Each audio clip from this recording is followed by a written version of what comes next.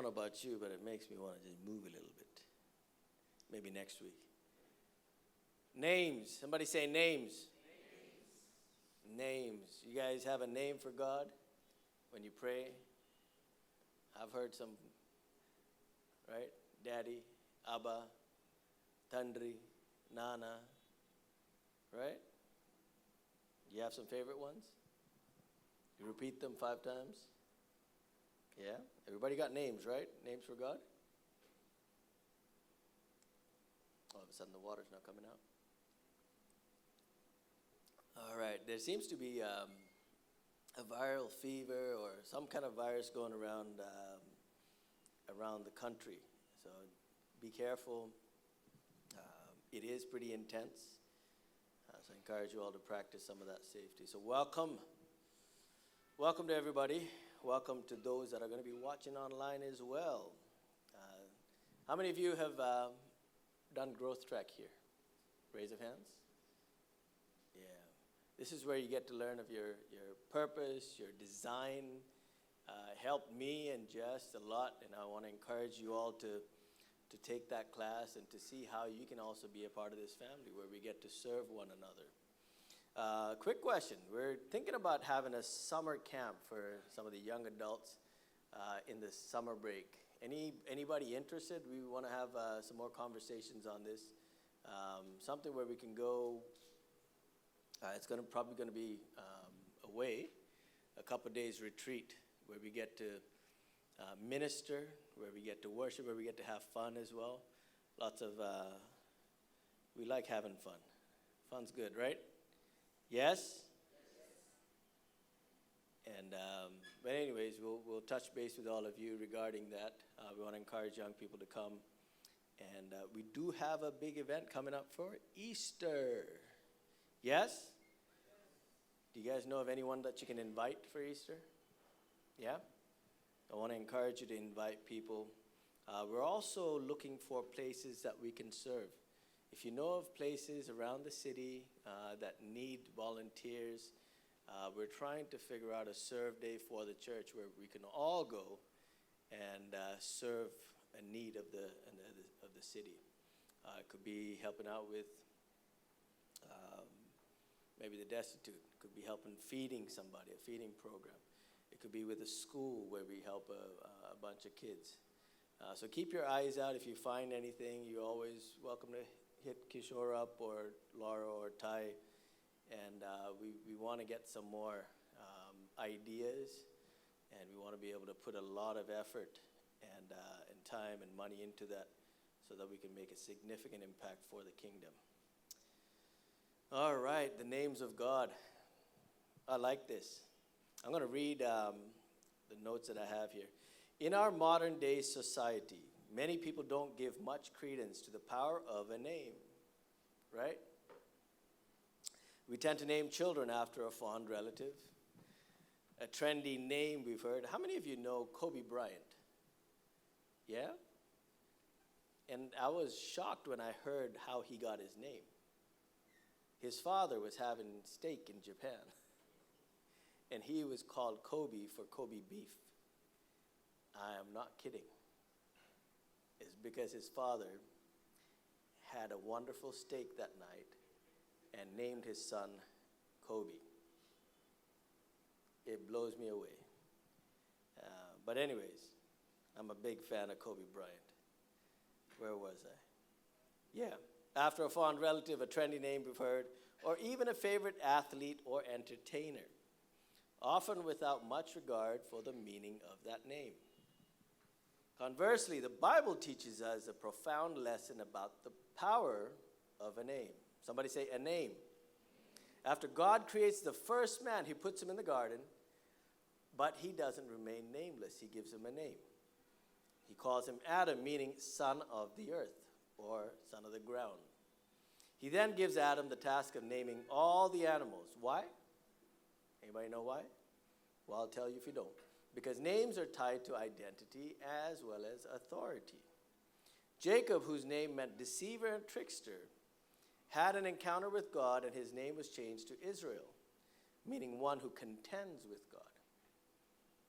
Abram, or High Father, had a name change at a grand old age of 99. The father, his name was changed from Abram to Abraham, which means a father of a great multitude or generation, right? And ironically, or not, his 24-year-old prayer request was answered within that 1 year of a name change. It's funny how they change your name and all of a sudden it all makes sense. Things are starting to click, right? Names are important. What we call a person, a thing, a situation, a condition, a status matters to God, and it's got to matter to us. Even what we call God matters. He is so beyond amazing and surpasses awesomeness that there's no one name that describes his sheer perfection. Instead, there's several names by which he calls himself, and a host of names his people have called him. Each name reveals a different thread of his power, a different bent to his authority, and a different side of his character. We need to know God by his names because it reminds us that no matter what situation we face, he is the I am who is qualified to see us through victory. And the beauty of it all is that all his names are summed up in the most marvelous name, Jesus. Somebody say Jesus. I love that name.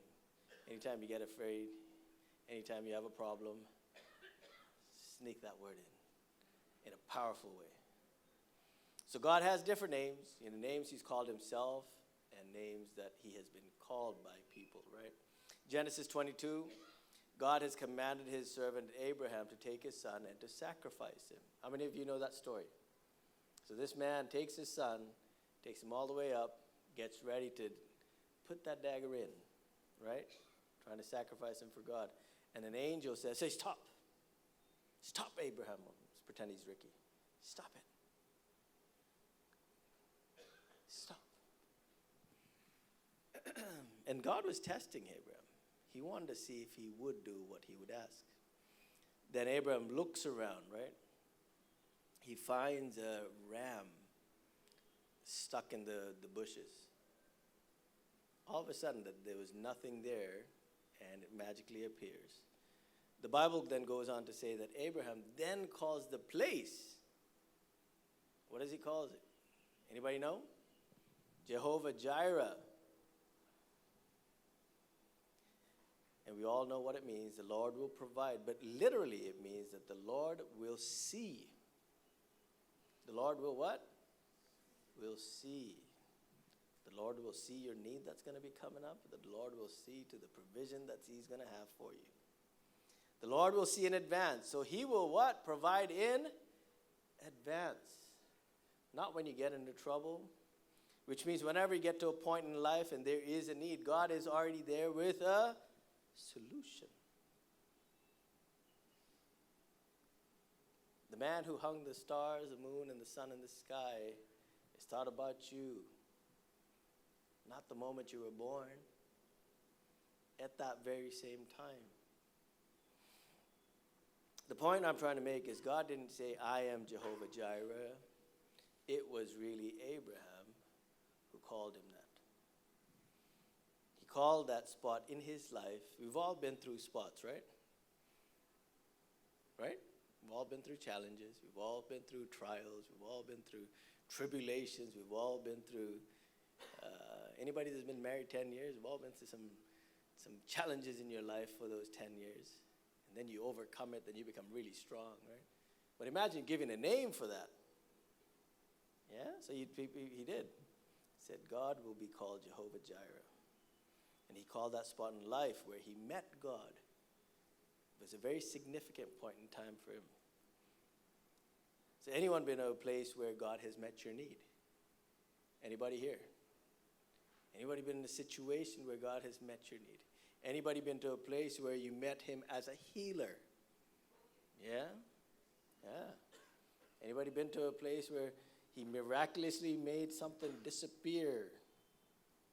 Cancer be gone. Right? The doctors give you reports like it's there. And then you show up the next day, I'm not sure.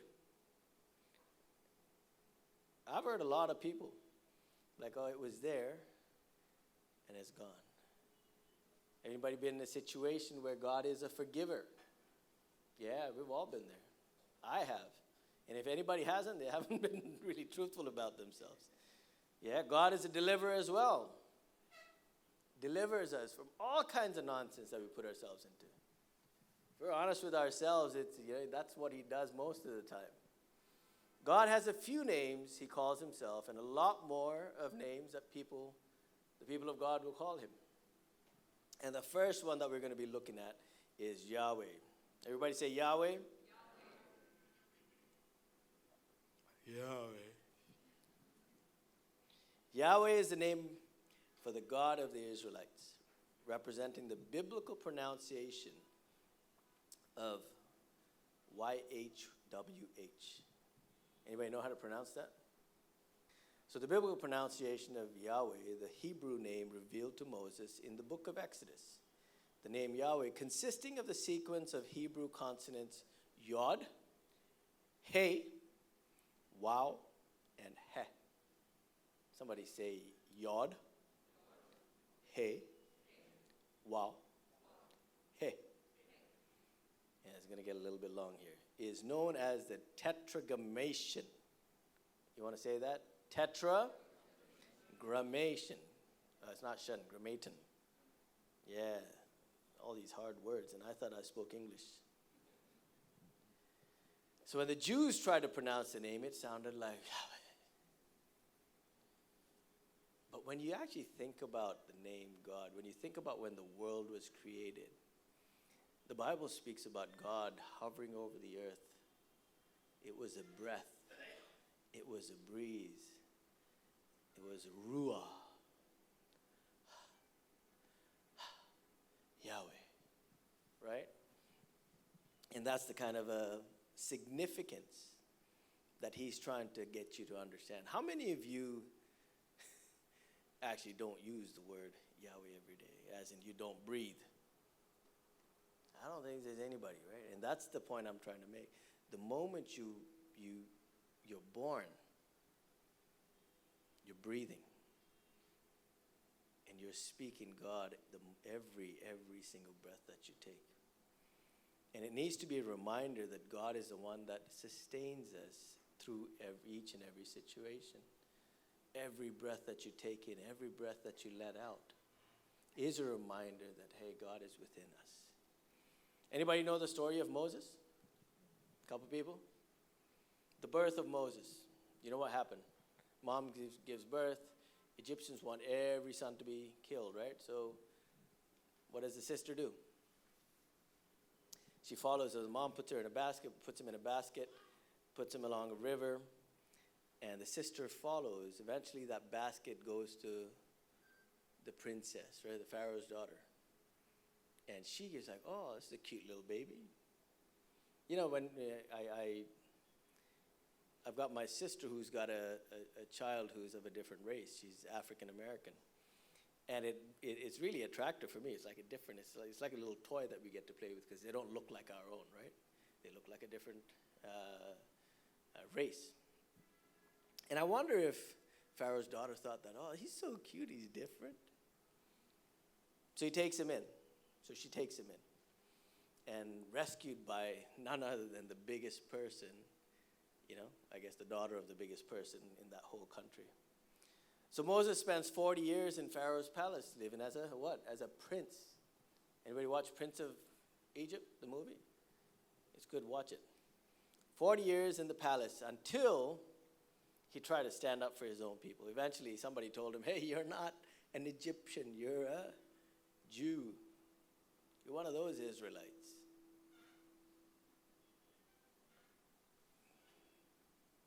I'm not sure if anybody's adopted here, but that is a time of major questioning in your life if somebody ever tells you, you're not what you think you are.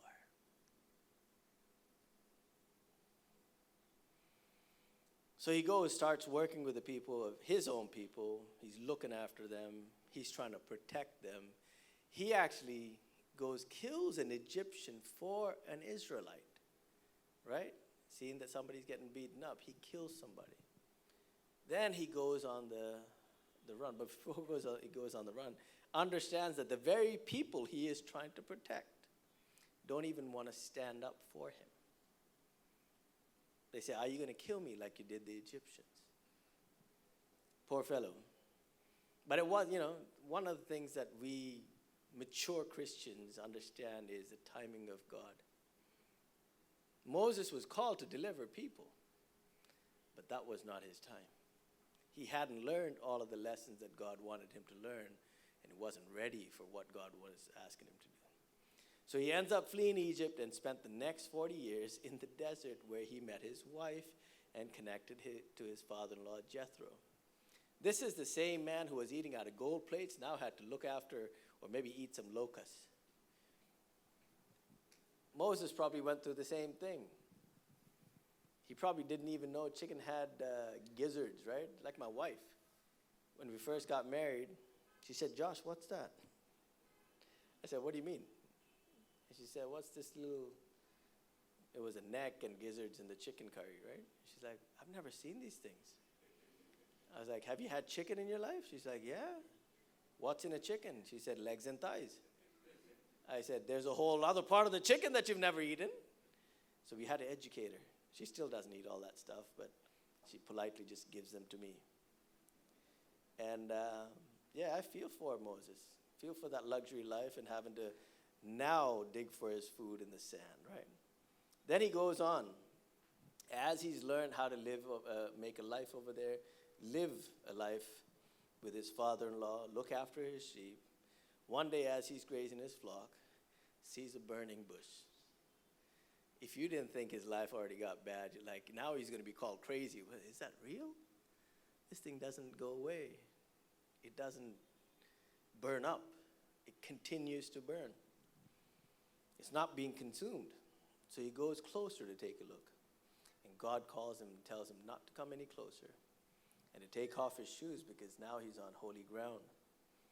God goes on to identify himself as the God of his ancestors and to inform him that God wants to send Moses back to deliver the Hebrews from the bondage of Egypt. And I love it. Moses like, God, I know you're almighty and all, but you actually don't know. I've killed a person over there. I've killed an Egyptian. Are you sure you're looking for me? You should know, because you know everything. But you didn't know that I'm wanted in Egypt. And he's trying to figure out, if I've got all of this baggage, why would Pharaoh, of all people, listen to me? He just abandoned the family that brought him up, right? Left. Let's read Exodus chapter 3, verse 11. But Moses protested to God, who am I to appear before Pharaoh? Who am I to lead the people of Israel out of Egypt? Verse 12, God answered, I will be with you, and this is your sign that I am the one who has sent you. When you have brought the people out of Egypt, you will worship God at this very mountain. Look at this man. He keeps protesting. But Moses protested, stop. If I go to the people of Israel and tell them, the God of your ancestors has sent me to you, they will ask me, what's his name? Because I wasn't raised a Hebrew. I was raised an Egyptian. I had my biological mother with me, but there was this other part that I had.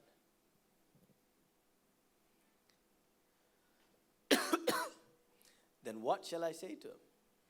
So God replied to Moses, repeat after me, I am who I am. My goodness. I am who I am. He says, say this to the people of Israel, I am has sent you.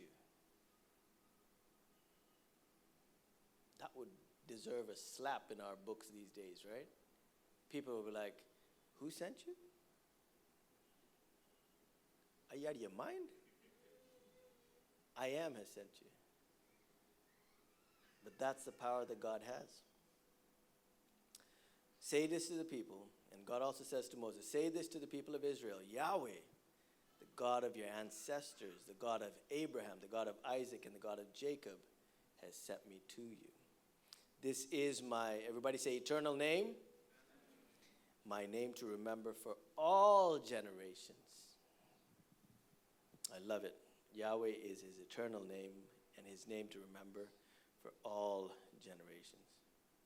The name Yahweh shows up many more times before Moses and is also the most used name of God in the Old Testament. But this is the first time God explains the nature and the significance of his name. Moses didn't know God intimately like the Hebrews or the Israelites did, right? He didn't have that same kind of connection. He was out trying to solve problems without the help of God, trying to take it into his own muscle his way through, kill if he needed to, and then all of that courage was useless when you were on the run. He needed God on his side. But the Israelites, they knew his name. They heard the stories. They heard the stories from their mamas, their grandmas, their great-grandmothers, because they were in Egypt for, 400 years, and they still didn't leave that culture. So Yahweh, the eternally self-existent one. So God was saying to Moses, I was here long before you or Pharaoh, and I will be here long after you both are gone. He says, I am. I'm here now. I was then. I am before you were there. I am even after you're there. After your kids are gone. After your grandchildren are gone. After the human race is gone, I'll still be there. We can only see why that name meant everything to Moses in that moment. Right? Because he did obey. He started taking the steps that God asked him to. You can understand that he believed in that. Now, but does that I am mean anything to you? What does it mean so much to us, especially in today, when we don't have maybe Egyptians, bounding us in slavery? Here are the 3 reasons. Yahweh is eternal. He was here before the Pharaoh, and he was here way before even your problems had showed up in your life, way before you were even born. He knew that Josh was going to have a problem here, and he had already provided a solution, yet just didn't tell Josh because he wants to make sure that God will navigate you through the certain ways that he wants you to learn certain things. But yet, he had that solution prepared well before you were even gone. God was here long before your situation got bad. And you thought, well, God, why didn't, you know that I'm suffering with cancer. God knew that all along. He knew that even before you were born that you were going to have an ailment. He's got your situation under control. And that's a reminder for us to remind ourselves. Whatever problem that we have, he knew about that problem well in advance, well before the foundations of the earth, and that he's got it in under control. Isaiah chapter 43, verse 10. People of Israel, you are my witnesses. I choose you to be my servant so that you would know me and believe in me and understand that I am the only God. Besides me, there is no other God. There never was and there never will be. Making it perfectly clear that there is nobody else. There was no one else. And there will never be anybody else. He wants you to understand that.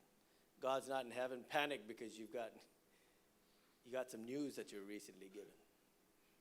Or you got news that you have some terminal illness. You got some news that there's going to be some issues in your families that are going to be really messed up.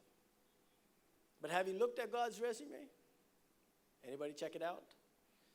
He's only hung the sun, moon, and stars and keeps them balanced so that we could all live. I just wonder if he just said, I don't want to. God had that moment where he says, I don't want to do this anymore. I don't want to do this anymore. I heard that in my science class, they were talking about if the moon was just a little bit closer than it is now, I don't know, by, 100 or 1,000 kilometers or whatever it was, they said the earth would be wiped out every day with the water. I was like, wow. And if it was too far, there'd be some other effects. It's like he just put it in the right place so that we could get some waves. There could be motion, right?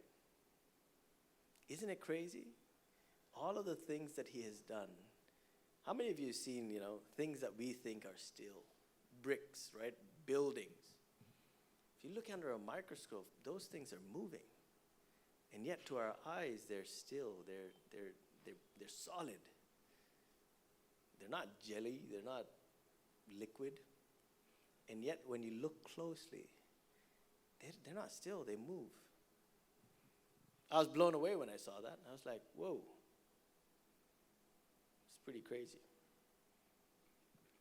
So God in heaven is not panicked because of the news you were recently given. He has created your wonderful body.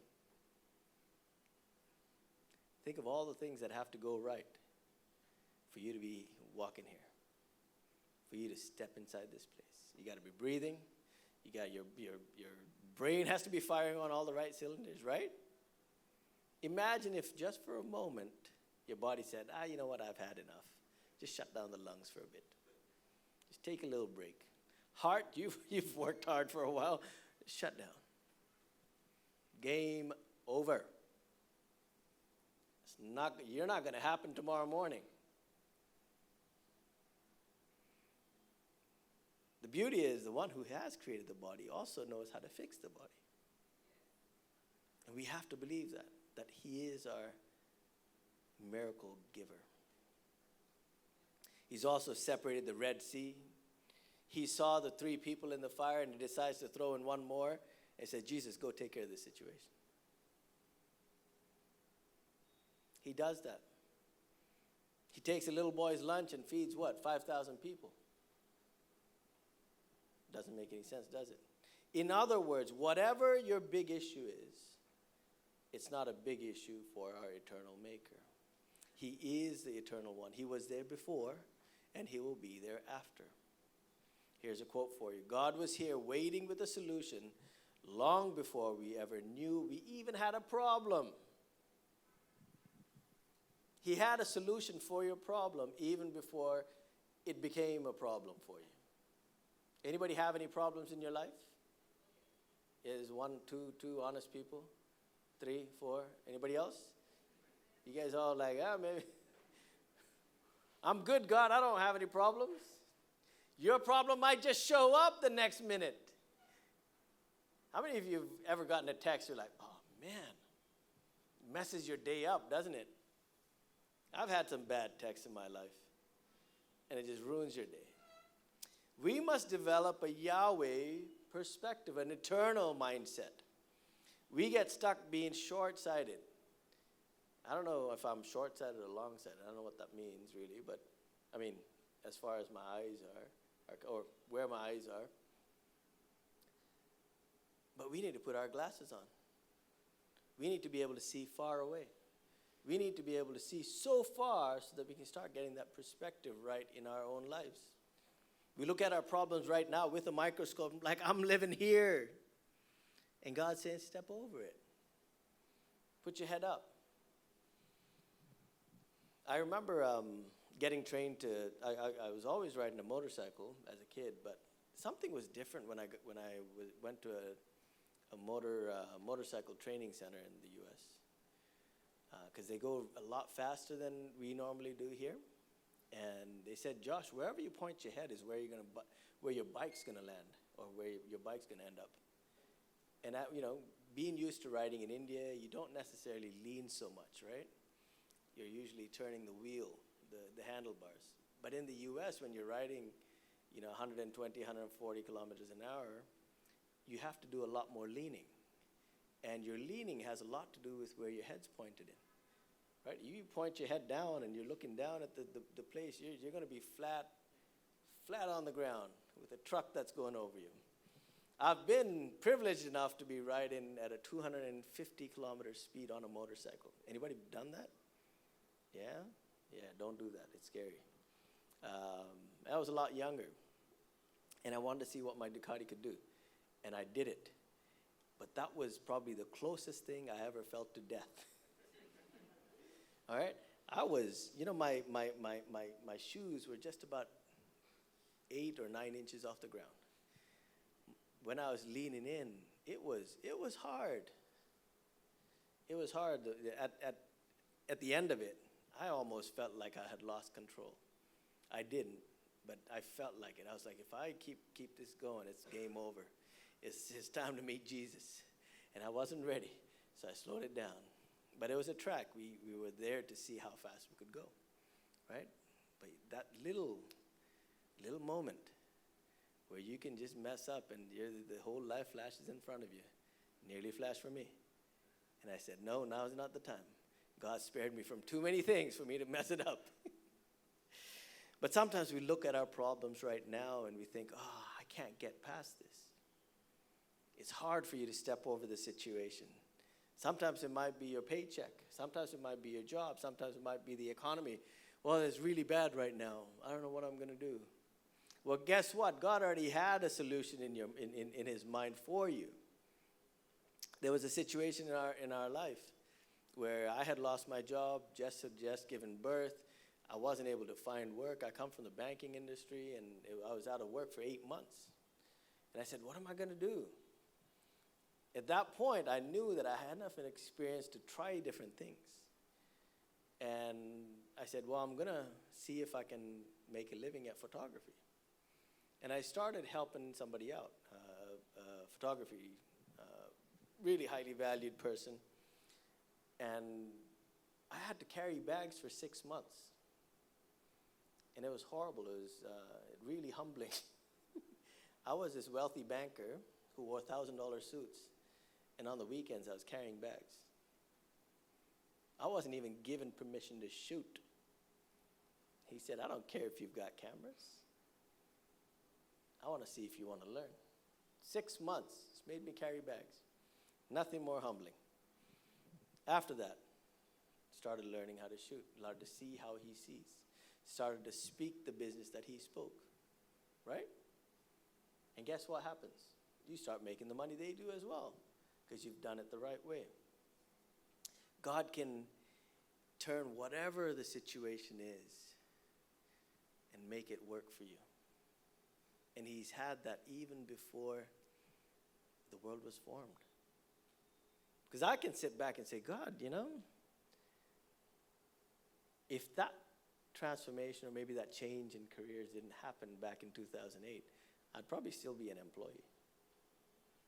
And now I hire people. I hire a lot of people.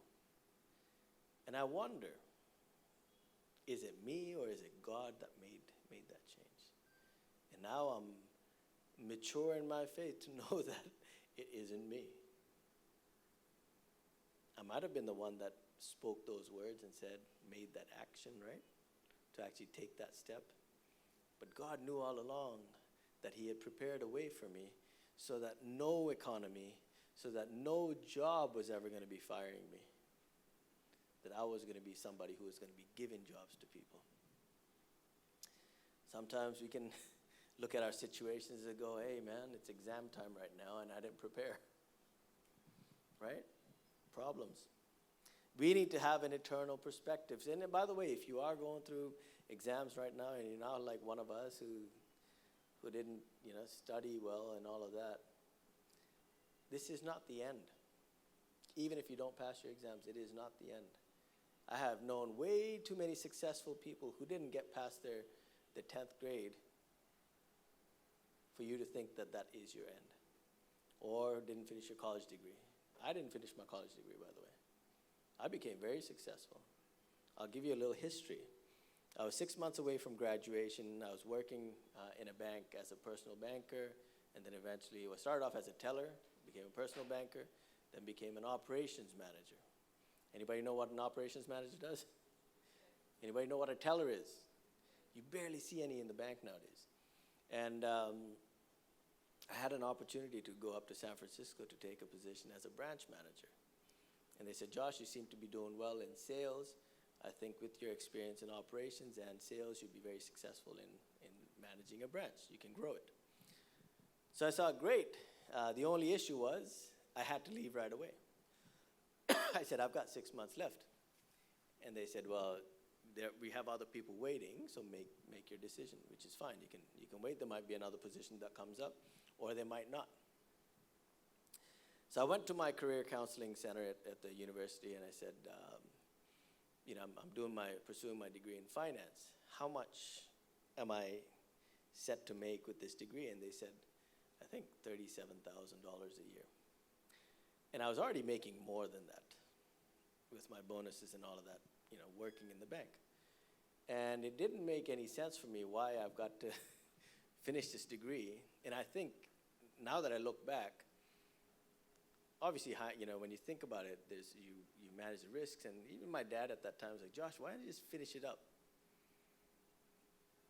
But part of me was like, I don't know if that's what I'm meant to do. So I ended up taking that position, making twice as much money as I was before, managing a branch, becoming very successful, becoming an assistant vice president in the business banking arena, right?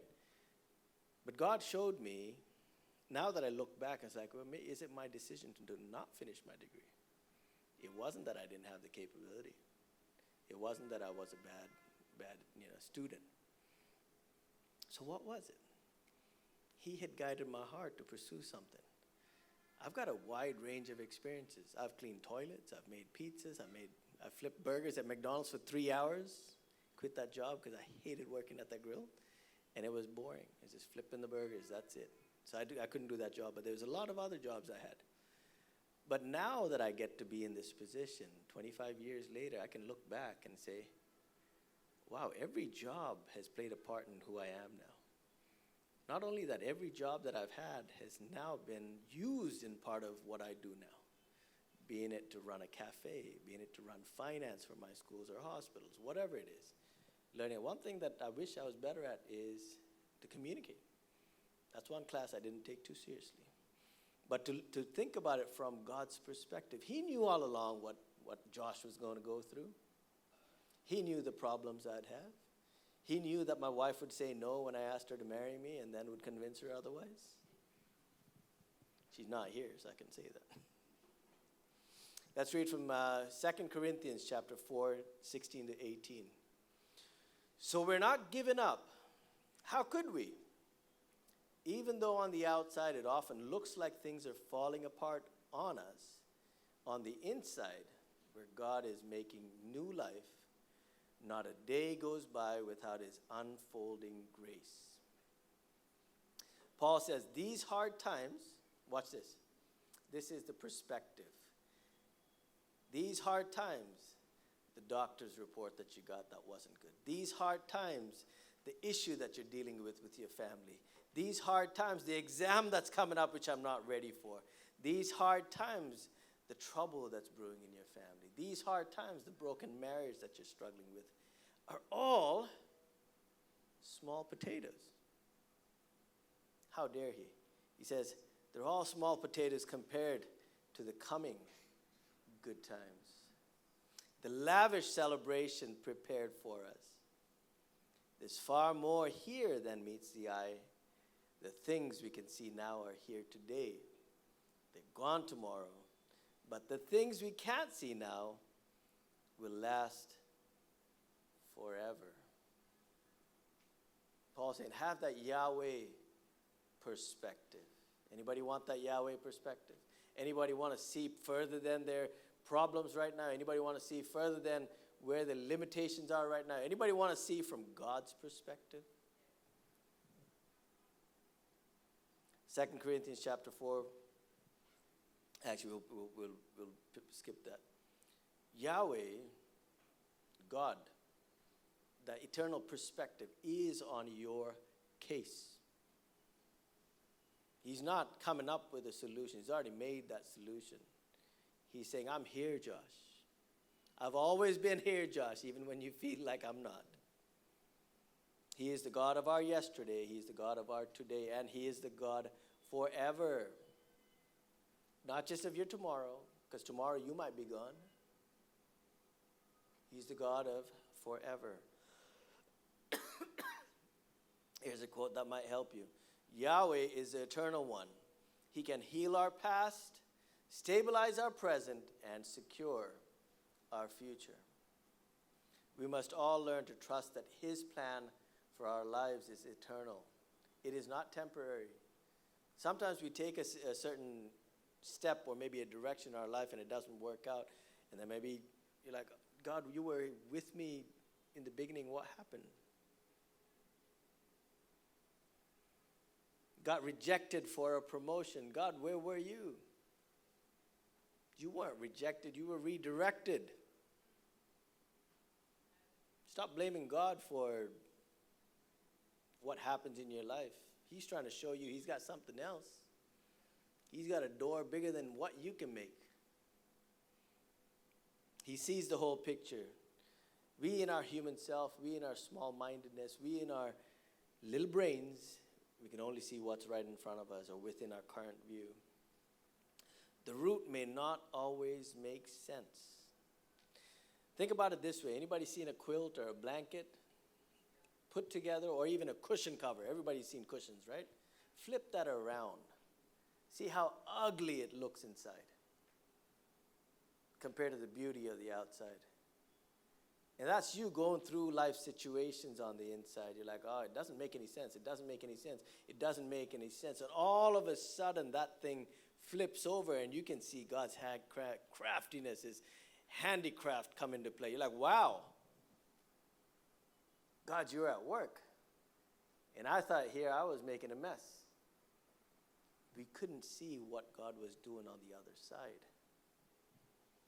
And that's the beauty of having that Yahweh perspective. The route may not always make sense, but the destination is always complete in God.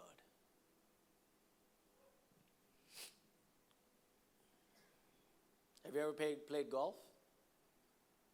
Anybody play golf? It is a little bit of an odd game. You've got waves on the ground, and you hit it. If you think you're going to, it's like a flat floor, it doesn't work. It's got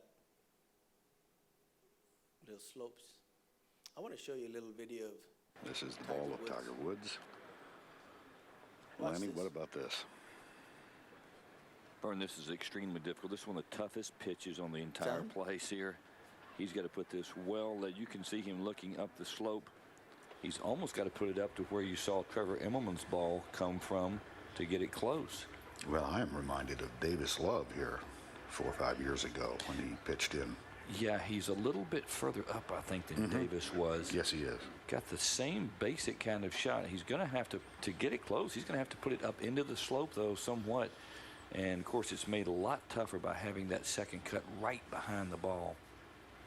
It almost forces him, I think, to put it back and have to hit a low shot. He cannot put it up in the air with the second cut that close behind the ball. Watch this. The flag's over on the left. You can see him putting it back in his stance right here and picking the club up like he's going to hit right down on it. And he's picked out a landing spot that is a good 25 feet above the hole. There's a good chance he doesn't get this inside the Marco's ball.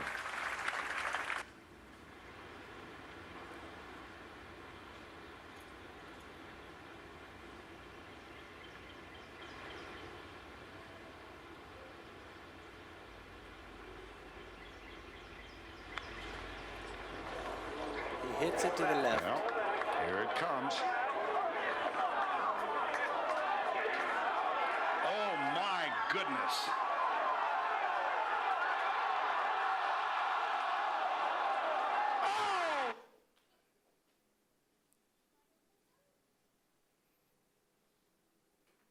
Where was he hitting it? He didn't hit it right into the hole. Think about that from God's perspective. You being the ball. You're like, God, no, no, no, no, no, no, no. The hole is over there.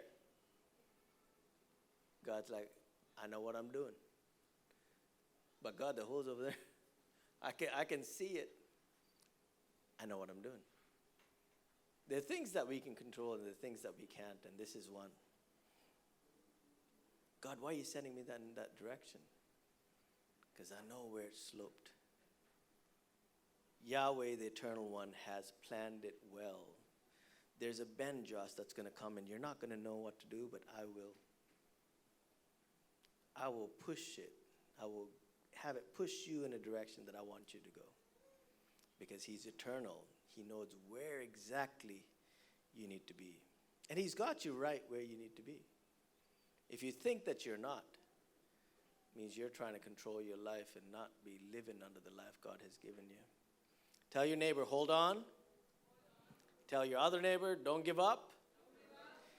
Tell the guy behind you, keep trusting God. If you still believe, and shout like you really trust God. Say, yes. Yes. I trust God. I want 3 of you to stand up and say, I trust God. Come on, there you go. That's more than 3. Let's go to the next one. Yahweh is self-existent. Yahweh is self-existent. It's hard for us to comprehend this. You know why? Because we as human beings are not self-existent. We cannot exist without oxygen. We can't exist without food. Somebody give it up for food, yes? Everybody like food? People aren't hungry yet? I'm getting this message that I'm going over time. Like, it's time for lunch, Pastor Josh. We need water, we need air, we need family. We need. We're needy. God is the creator. He was never created. He was what? Creator. Creator. He was never created. He depends on nothing outside of himself, including us. If you think God needs our praise and needs our worship, you got it wrong. He doesn't need anything. He doesn't need your praise. He doesn't need your worship. Isaiah chapter 44, verse 24. God, your Redeemer, who shaped your life in your mother's womb, says, I am God. I made all of this with no help from you. I spread out the skies and laid out the earth. This reminds me of the story of Job. This guy was cursing the day he was born. Then God says, shut your mouth. You don't control any of that. That's my business. Where were you when I put up the stars? Where were you when I put up the sun? Where were you when you were a twinkle in the eye of your parents? You weren't there.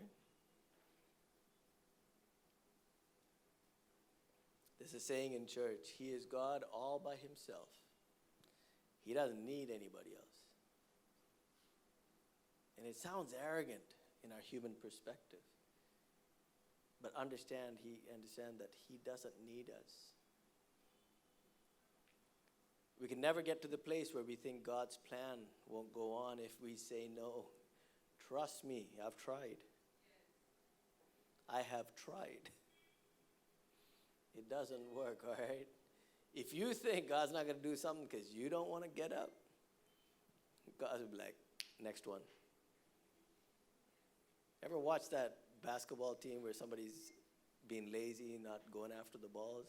Coach pulls him out, next one. Somebody gets hurt, coach pulls him out, next one. Trust me. You might even think, or I might get so arrogant enough, or like, well, this church wouldn't exist if I wasn't there. God's probably going, ha! Josh, you had nothing to do with it. I just used you. And you better be humble about it, because I might just send you away if you don't get your act together. Not my church. It's God's church. Even the things that I think I own. My bank account. My land that me and my family own. The schools that I own. The businesses that I own. Are you getting the picture? It has nothing to do with, is it a community? Is it a for-profit thing? It doesn't matter. It might be in your name,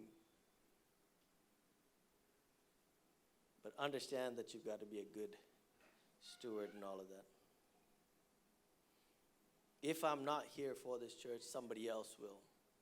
As a matter of fact, Jess and I, we're praying for another campus pastor for this very same church. One day to take over this congregation so we can actually have more impact branches in this country. Anybody ever say, I don't know where I'd be if it wasn't for this person? I used to say that about my dad. Very true, very possible, right? If my dad wasn't there, I might not have been born the same way, the same genes. But God fixes you up. I was so humble as I used to say, if I can only do half the things that my dad did in his lifetime, I'd be a success. Very true from a human perspective. It might be very valid, a powerful statement too, right? But God spoke to me and said, you arrogant man. And here I thought I was being humble. How dare you limit yourself when I have called you for something? And I think God wants to remind us that it's not because of you. It's not even because of who might have helped you. It's because of God. Acts chapter 17, verse 24 and 25. God who made the world and everything in it is Lord of heaven and earth and does not live in temples made by human hands. If somebody ever tells you God stays in this building when you're gone, is wrong. Nor does he need anything that we can supply by working for him, since it is he himself who gives life and breath and everything else to everyone. It's a high honor for God, Yahweh, to look in our direction, to look at us. And it's just amazing that the God of the universe would allow us to open our mouths to even worship him. Think about it from that perspective. The same God that makes us gives us an opportunity to bless him back with our words. We get it wrong most of the time. We think he owes us something. Well, if you're God, anybody been there? We are mere mortals. We can't even sustain our lives if our lives depend on it. Can you add a day to your life? Not that I know of. We come to church, you sit there, you want me to sing the song I like. Get a little arrogant. God, what have you done for me lately? What have you done for me lately? And God's like, I put air in your lungs. You're alive, aren't you? And we get it wrong all the time. We get dissatisfied. We get ungrateful. Even if he stops doing what he's doing for us, he deserves all the praise just for who he is. Even if he doesn't give you another rupee, another meal, another child, another good, healthy day, he is worth every single word that comes out of your mouth that sings praise to him. It's mind-blowing that this self-existing God will allow us to get this place clean, would allow us to put these chairs into order, would allow us to play some music, would allow us to sing his praises, would allow us to have some fancy lights, would allow us to go feed the poor on his behalf. Care for the children that haven't been in a home or a church. Stand on a stage to lead people in worship. What a privilege it is. He is the self-existing one. Yahweh is incomparable. That's the next one. Today we refer to many artists and entertainers as the guy who's separate, who's so good. Sachin Tendulkar, he's not like Dhoni, right? Incomparable to anybody else. Michael Jackson or Michael Jordan, incomparable, without equal in quality or extent. He's matchless. There are a lot of humans we call incomparable, but then we turn around. Have you ever watched that cricket commentary? He called Sachin incomparable, and then you compare him to a Dhoni. Doesn't make any sense. There really is only one, a matchless God. He has no rival and has no equal. Psalm 89, verse 6 to 9 and 15 to 18. For who in all of heaven can compare with the Lord? What mightiest angel is anything like the Lord? The highest angelic powers stand in awe of God. He is far more awesome than all who surround his throne. Here's another name for God.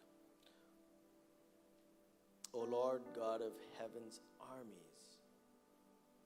And it says, it means Jehovah Sabaoth. Where is there anyone as mighty as you, O Lord? You are entirely faithful. You rule over the oceans. You subdue the storm-tossed waves.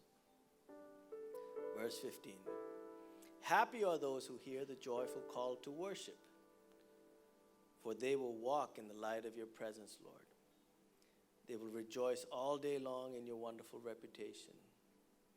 They will exult in your righteousness. You are their glorious strength. It pleases you to make us strong. Yes, our protection comes from the Lord, and He, the Holy One of Israel, has given us our King. As the band gets ready to sing a song and lead us into worship, I want to remind us that no one compares to our God. No one heals like our God.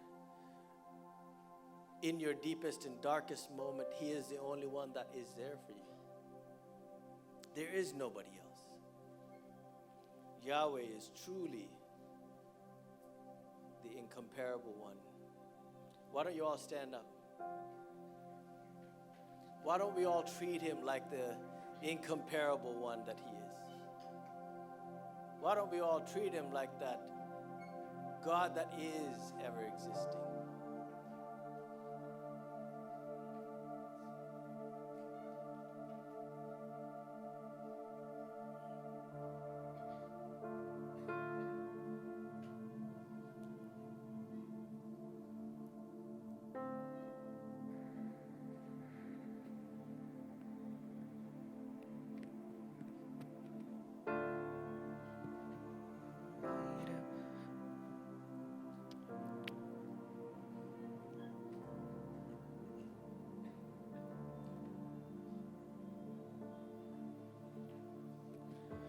No shadow you won't light up, mountain you won't climb up, coming after me.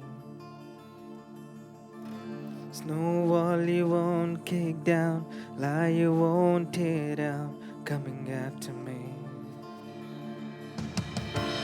No shadow you won't light up, mountain you won't climb up, coming after me. No wall you won't kick down, lie you won't tear down, coming after me.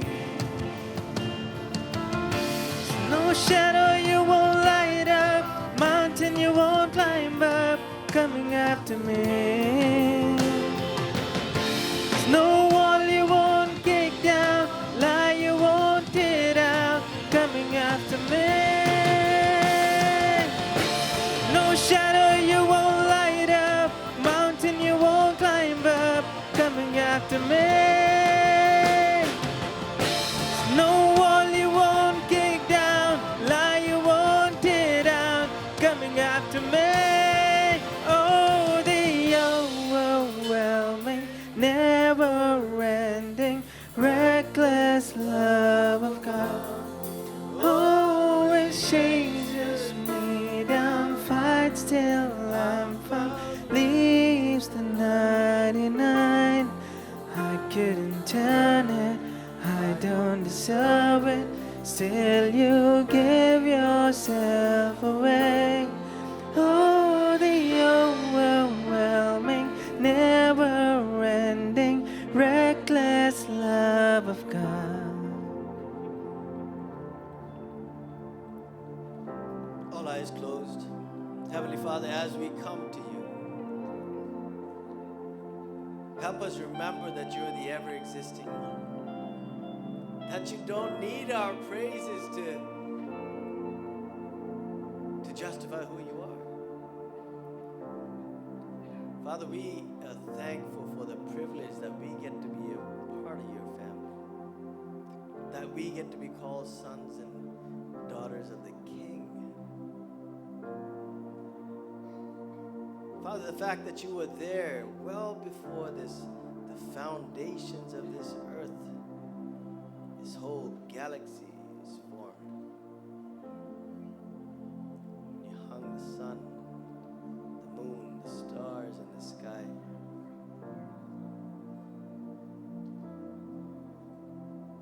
Before any of our problems even showed up in our lives, that you had a solution for everything that we're dealing with. The issues, the medical issues, the relationships, the provision that we sometimes don't have. But we thank you for all that you have provided in advance.